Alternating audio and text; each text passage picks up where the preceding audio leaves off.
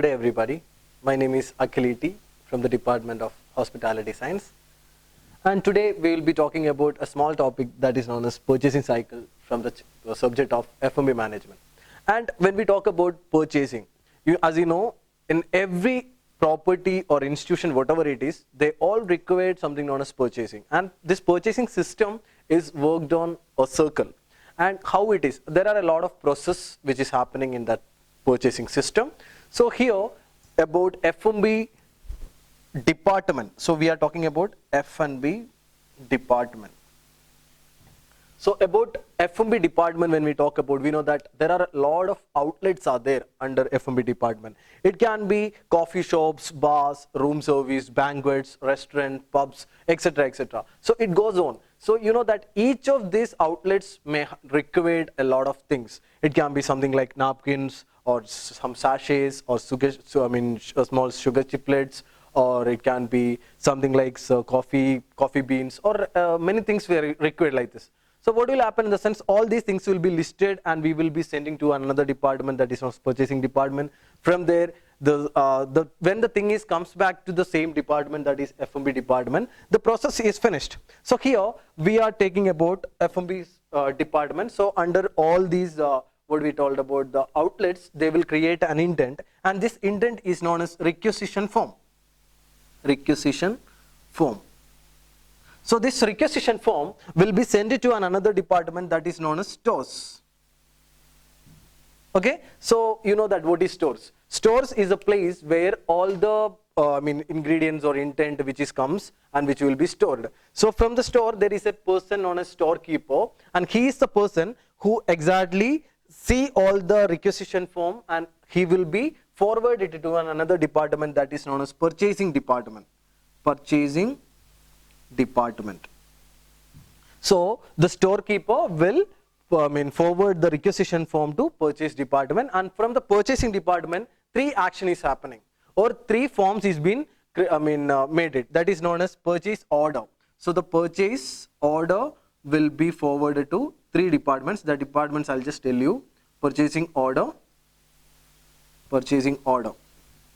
So they will be preparing 3 copies of the requisition form, that is known as purchasing order, and these 3 purchasing, the first copy will goes to another place, that is known as supplier, and the second copy it goes to accounts, and the third copy it goes to receiving.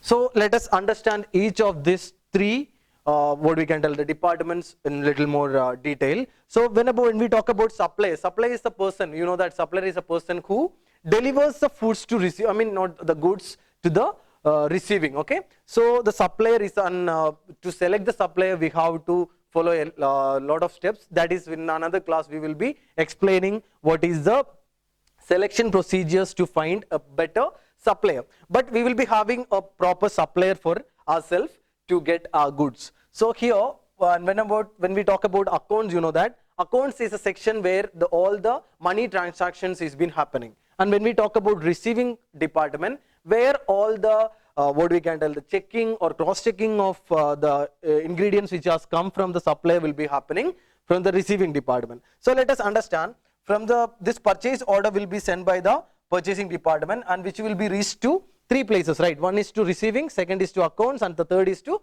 supplier. So the supplier will get whatever are the ingredients has to send, or the goods has to send to the particular hotel or any other institution, whatever it is, to the hotel we are taking about. So here the supplier could understood what all are the required goods, and he will be seeing something known as SPS. What is this SPS?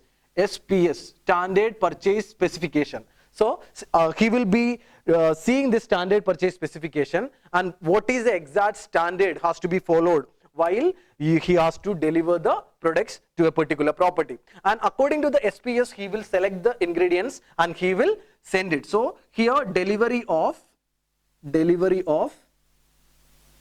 goods and invoice. So invoice is nothing but the bill. We can just take it about the bill, and in the invoice all the ingredients what is given in the purchase order will be mentioned, and which will be sent to the receiving department with the goods, whatever is asked. And the receiving clerk, there is a person known as the receiving clerk. He will cross check with the purchase order because he has already received a purchase order from purchasing department, right? So what he will do is, the receiving clerk, he will cross check with the purchase order and the invoice. Both are matches, both are tally each other. So what will happen if, for example, we have asked for 10 kilo of tomato, and by mistake the supplier couldn't give you 10 kilo of tomato, he has give you only 9 kilo, and 1 kilo he tells you that it will be given for the next lot. So what will happen? The receiving clerk will what we can tell, format another format known as credit memo. Credit memo. What is this credit memo means? If something is less than the actual quantity would be asked for, and the supplier tells that they will deliver it for the next lot, then the credit memo comes in picture, and which will be generated by the receiving clerk. So keep it that aside. It is also another topic which we can discuss in the further classes. So here the receiving clerk will be cross checking the purchase order with the invoice, and if he is happy with the things and if he cross checked and got it the correct idea, what he will be doing, he will be generating another thing known as delivery note.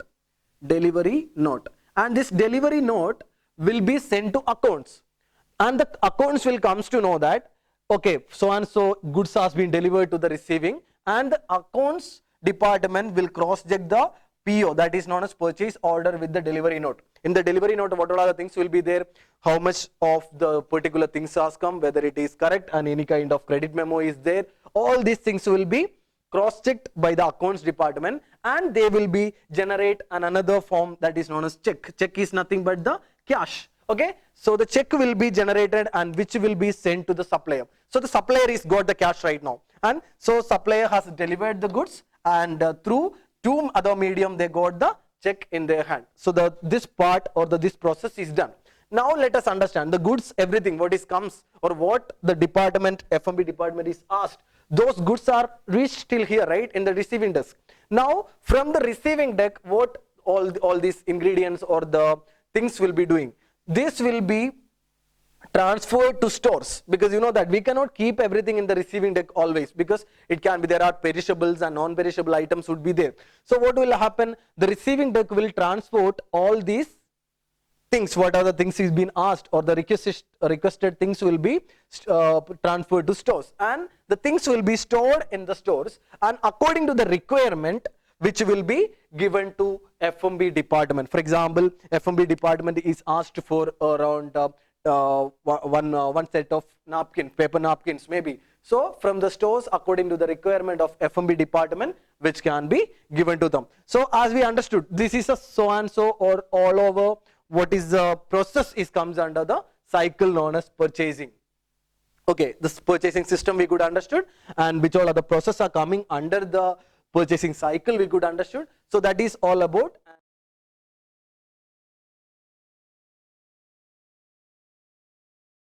And let us wind up the topic. Thank you so much.